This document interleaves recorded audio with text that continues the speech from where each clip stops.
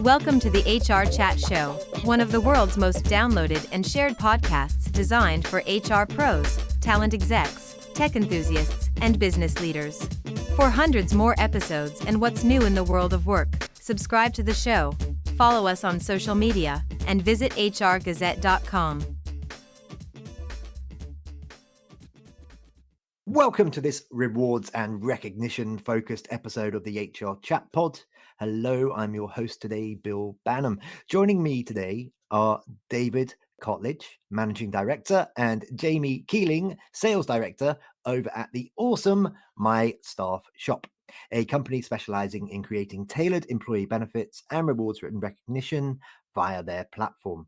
Based in Shrewsbury, Shropshire in the UK, My Staff Shop provides employees with exclusive deals and discounts, free financial advice, and savings tips to suit every situation.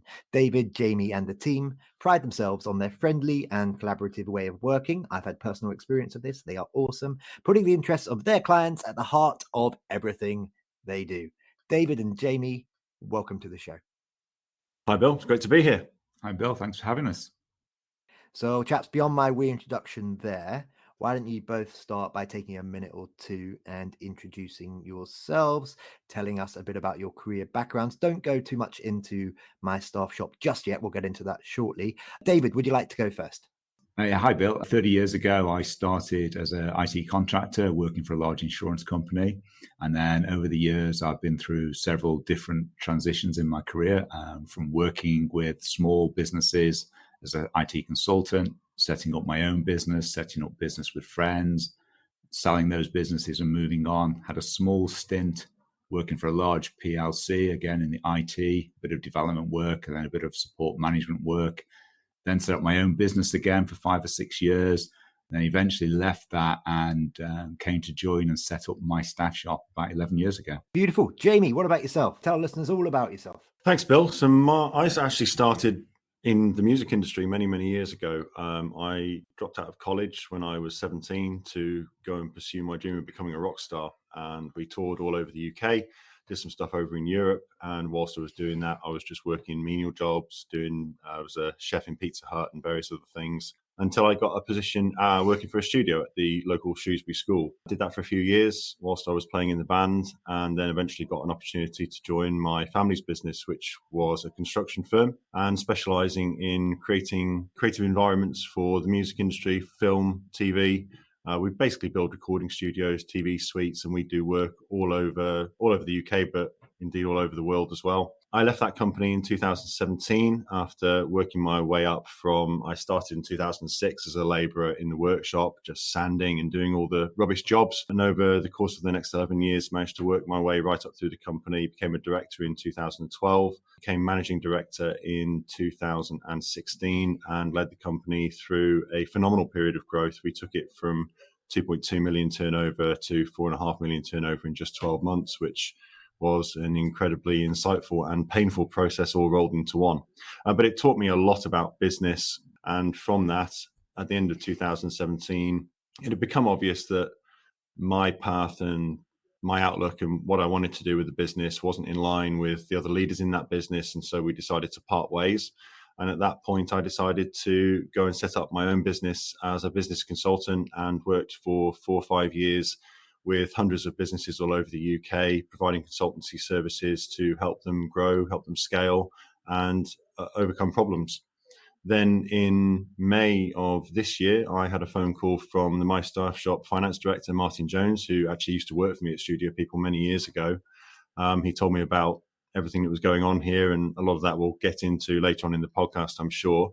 And it just sounded like an opportunity that was too good to be true. And so I joined My Staff Shop back in May 2022.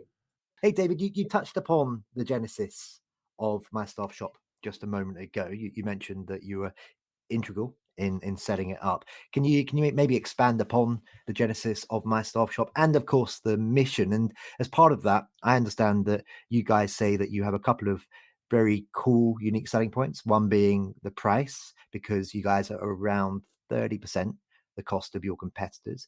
And also, you're an employee-owned business, which is pretty cool. Tell us more. Yeah, so back in 2011, I was currently with my own business, and John Pardo approached me and asked me if I'd like to join an existing company called G7 because they wanted to get into the employee benefits sector. Gave it some consideration, decided that I'd join. At that time, there was myself, John, and an admin person, and we just set up a little office. I went out and got a couple of IT contractors to write some software. I built the very first My Staff Shop platform with my extremely limited programming skills, but it was enough to get us up and running. From there, we just started to win clients and grow the business. Now, it's been 10, 11 years now, but there's about 30 of us here with, hundreds of clients. And we've developed it significantly. And as you mentioned then, our sort of USPs are, there are probably three things really. Our price is one. We know that we don't offer absolutely everything that the big companies in our sector do, but we offer almost everything. And we know we're considerably cheaper than those large competitors. There's always companies that offer their services for free, tagged onto other things, but you don't get the sort of human qualities and service with those kind of providers. Our sort of second USP, I believe, from working here this long and the sort of culture we have and our mindset to our customers is we always put them first. We always strive to do what they need. When customers ask us to make changes to our platform, we look at that and see if it's a development for our platform. And if it is, we just get on and do it. We don't tie our clients up in red tape. We don't charge them for developments that are enhancing our platform. We just get on and do it. And we know that our clients love that. Sometimes when they work with bigger organizations, it just takes too long or it's just not possible. The final thing, which I think really stands us out as unique at the moment, is that we are an employee-owned trust, an employee ownership trust. That's where our existing shareholders of the business decide that they want to sell their shares. Technically, it has to be at least 51%. In our case, all of the shareholders sold all of their shares, and they are then owned by something called an employee ownership trust. And the result of that is that all the employees within the organization become beneficiary owners. So going forward, if the business does sell at some point in the future, the profits from that sale would go to the employees and not a single owner or shareholders. If you're enjoying this episode of the HR Chat Show by HR Gazette, why not subscribe and get the latest episodes delivered straight to you several times each week? And remember, for the latest articles and interviews related to what's new in the world of work, visit hrgazette.com. Okay, thank you very much. David, I'd love for you now to tell our listeners a bit about the company culture over at My Staff Shop. And you also mentioned there that the client experience is foremost in the minds of all of your staff. I'd love to get your take on how that client experience piece feeds into the employee experience over at the company. Before we were an EOT, it was very much a sort of led by one person, and employees within the organization can sometimes feel a bit restricted in what they could do. They didn't feel they had ownership of decisions or what was going on. They were quite often encouraged to come up with ideas and to try and expand things. But in a small organization where there's only 20 or 30 staff, it can be quite limiting for individuals to see any kind of progression because you've got a fixed number of staff and you can only promote so many people to senior roles. And that kind of closed people's minds to providing new ideas and different ways of working. Once we flip to the EOT, it's kind of liberating in that people feel now that it's worth pushing themselves, learning new skills, and trying to achieve and change things because ultimately they will benefit from the results of that. So internally, if you to look at the sort of happiness and motivation of staff, you can see a change across virtually everybody. Not everybody buys into it. We've had one member of staff has decided that they want to go and do something different for whatever reason. So it's not something that cements people within the business, but it definitely helps to retain people. A lot of people see now that there's a real prospect of potentially generating a lot of personal wealth down the road. And they can see that their ideas now are feeding into that, and it's worth going that extra mile. And that is reflected internally within our own teams, but also in our approach to our clients and the way that we deal with our clients. It's just a different way of thinking. You can see it in people every day. HR in Review is a podcast dedicated to HR thought leadership, actionable advice, and all the latest developments in human resource management. You can subscribe at hrreview.co.uk/podcast or find us on your podcast app. Okay, thank you very much. Maybe you can expand upon that a little bit, David, by also sharing the style of leadership. What style of leadership is working for this newly formed DOT? The leadership style, my personal leadership style is one that's been labeled as being a quiet leader, and that's because I want to empower people to make decisions themselves. I've communicated out to everyone an email about failing and how I wanted them to fail with me on this journey, and that's not meant as we're going to mess everything up all the time. That means push yourself out of your comfort zones, do things that you're not used to doing, try to upskill yourself, try things, come up with ideas. Don't just limit yourself to what we can do, either individually or as a company. If you try something, it doesn't work out, that's fine. If nobody ever tries anything, then we're not going to progress. We're not going to put those new ideas and initiatives into place. We're going to limit our services, and that's going to have an impact on our clients. So we've got an SMT. There's 5 of us in the or 6 of us in the SMT, and I've been deliberately empowering those people to run their teams with as minimal interference from me as possible. I give guidance, I give support, but ultimately I wanted to ripple down and everybody to feel free to express themselves and try things. So for me, David, some of the biggest lessons that I've learned in my career are through failing. When you're early on in your career, you put yourself under lots of pressure and you think, I've got to get everything right every single time. That is not the case. As I look back now with lots of gray hair, I realize that some of the best lessons for me were when things didn't go right. And I love the fact that you sent that email out and you encourage that kind of attitude. Do you feel then that failing can be more powerful than succeeding? It can offer longer term, more powerful lessons. Absolutely. If you don't fail, it means that you've not actually tried to push yourself and achieve new things.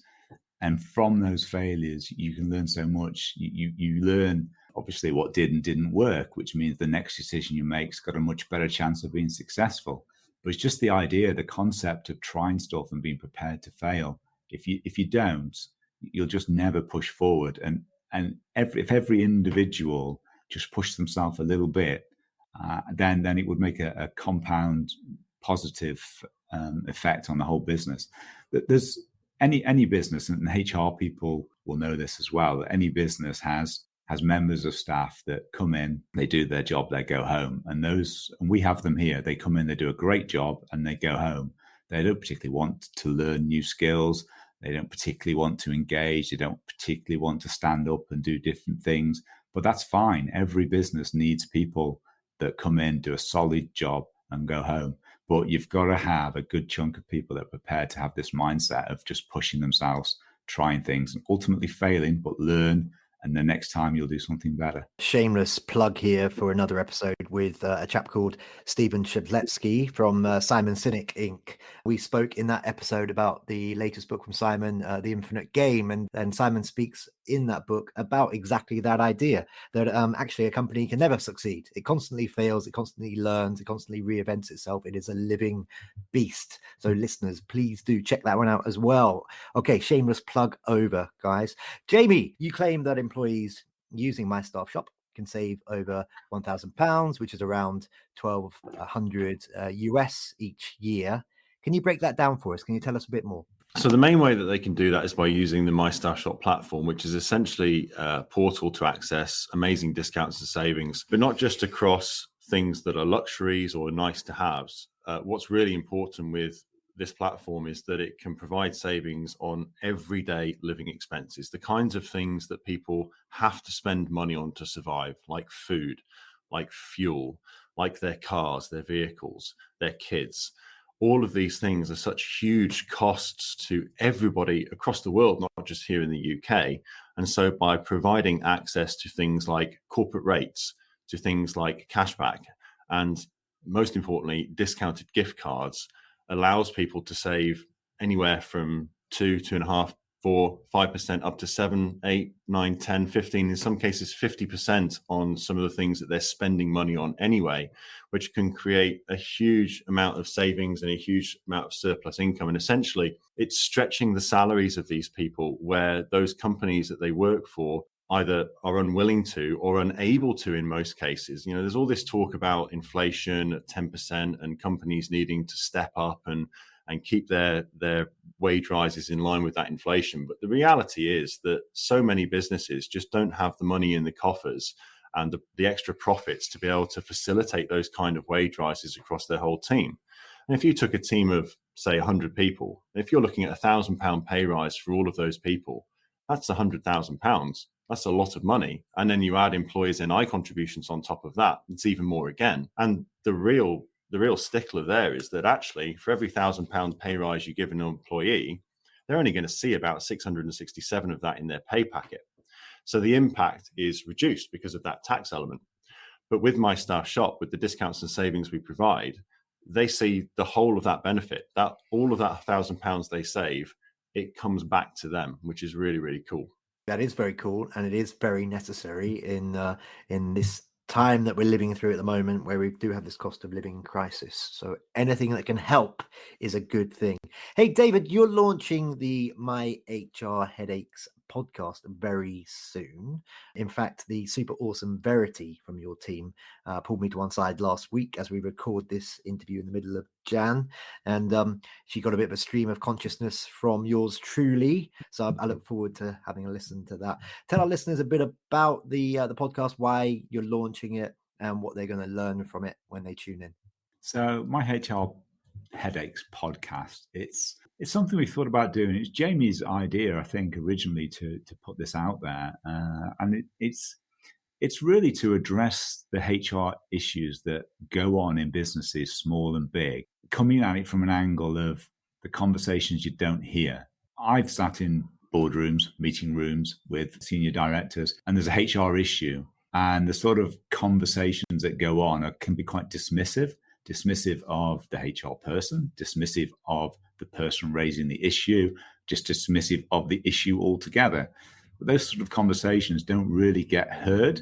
So our idea is to do a podcast where, a bit theatrically, we'll have Sophie as our HR person, me as possibly the terrible MD who doesn't care about the HR issue or the HR person. And we play that out and just have it as a bit of fun, but it's drawing on real issue that really happens. And then we'll close that section off. And then we'll have a guest who's a HR professional from perhaps from our clients or from anywhere really, that comes on and listens to that first segment and then gives their professional advice and expertise on how that conversation should have been handled, the issues that should have been raised, the legality of what should and shouldn't be done, and give some real practical solutions to those issues that are raised. But the key is that it's the conversations that people don't really hear. I think that's hopefully going to make it quite an appealing and quite a fun listen. I noticed when I was doing my homework that you guys have a sister company, My Health Extras. Jamie, can you tell our listeners a bit about it? Yeah, absolutely. So My Health Extras is our health and wellbeing arm, and it's the company that sells all of our health and wellbeing insurances and is also responsible for the new wellbeing bundle that we're launching in February, so next month. So we provide mainly cash plans, health and wellbeing insurances that cover things like hospital stays, right through to alternative therapies, IVF treatment. And essentially they're designed to protect employees financially if they were to find themselves in hard times. If they do find themselves in hospital or with some kind of issue, odds are that they're not going to be at work. And most people who are in the lower paid rungs of the working world generally don't get any kind of decent sick pay. They might get SSP after their 3 waiting days, but beyond that, it's not going to be enough to cover their bills and keep them afloat financially. And so the idea of these policies is to sit alongside the discounts and savings platform to really protect them financially should crap hit the fan, essentially. I like the way that you put that. Very precise. Jamie, another one for you. You recently presented at DisruptHR Norwich, and we had a jolly good time. And Jamie stepped up for a couple of minutes and spoke to the audience. Can you tell our listeners a little bit about the event, why you decided to get involved, and what the fit was for you guys? So the event was a fantastic event, a really great mix of people in the room, from HR professionals to consultants and obviously us. And it was a really great atmosphere. You did a fantastic job of organising the night, Bill, and the people in the room were just fantastic. The reason we wanted to get involved was, to be honest, you came recommended from someone through our marketing company. And having had a look at your pitch deck for the event and who you were going to have involved, it just seemed like it was absolutely right up our street. And one of the things we talked about this year was getting out from behind our computers, not just sitting behind LinkedIn, sending cold messages, but actually getting out there and meeting real people. And after the last couple of years with the lockdowns and COVID and everything we've all been through, it's really refreshing to be able to have a strategy in 2023, where we can actually get out on the road again and get out and see, meet, smell, feel real people in the flesh. And I think that's a really important part of any business strategy. Is your network is so important, whether you are in business, whether you're employed, it doesn't really matter. The people that you have around you, that you choose to surround yourself with, have a phenomenal effect on your life in every aspect of your life. And the whole brand around Disrupt HR, we really like that concept of being disruptive in the HR space. And we feel that My Staff Shop and My Health Extras and everything that we're trying to do here, it really fits in well with that theme of disruption. We're trying to do things a little bit differently. We're trying to create a product that really creates amazing outcomes for the colleagues and for the businesses that we sell it into. And so the brand seemed like a really good fit for ours. And that was certainly borne out when we turned up and we found all these amazing people at this event. Well, you're very kind to say all those lovely things, Jamie. We were very glad to have you guys involved. You paid for all the booze and the food, so thank you very much for your support. I think that everybody had a good time, and watch this space, listeners, for more disrupts happening later this year across the UK. Guys, we are already coming towards the end of this particular conversation. Before we do wrap up, I'd love to ask you both how we can connect with you individually. So Jamie, I'll invite you to go first on this one. So for example, maybe you're wanting to share your LinkedIn details, your email address. I bet you're super cool and all over TikTok. And also, of course, how can they learn more about My Staff Shop? So Jamie, you go first, followed by David.